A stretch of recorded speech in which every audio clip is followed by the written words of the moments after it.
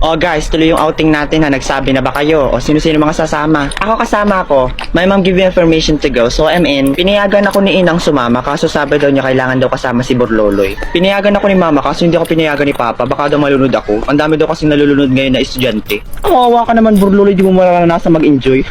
Tandang-tanda na di pa rin pinapayagan. Ang dami mo nang bulbo. Bunga nga mo Jingle. Maangot. Puti pa ako laging pinapayagan ni Mami.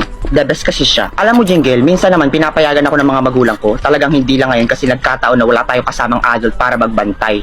Saka kaya hindi ako pinapayagan kasi nag-aalala sila sa akin kasi mahal nila ako. Ikaw ba? Mahal ka ba ng nanay mo? Parang hindi, pinababayaan ka lang kasi. Hala Jingle, narilito ka ni Borloloy. Hala, tagusin sa bulok mong gilagid, B. Manahimik ka nga dyan, Torjang. Alam ko namang amoy singit ka, pero huwag ka namang singit ng singit. At ikaw naman, Borloloy, alam ko rin naman na inggit ka sa akin kasi marami kaming pera. Tapos palagi pa akong kasama sa mga outing.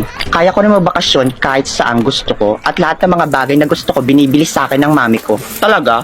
Eh di magpabili ka ng suklay? La, for the real talk, baka ma-depress yan. Wala kang pakialam kung ganitong itsura ng buhok ko. Uso to sa ibang bansa, no?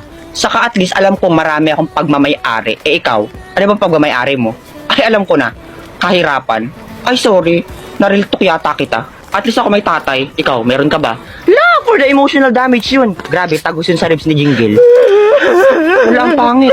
Napakasama ng ugali mo, Borloloy. Napaka-below the belt na no.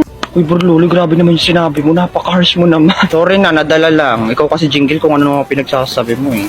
Deserve. Charot. Ito naman Jingle, tahan na. Joke lang naman eh.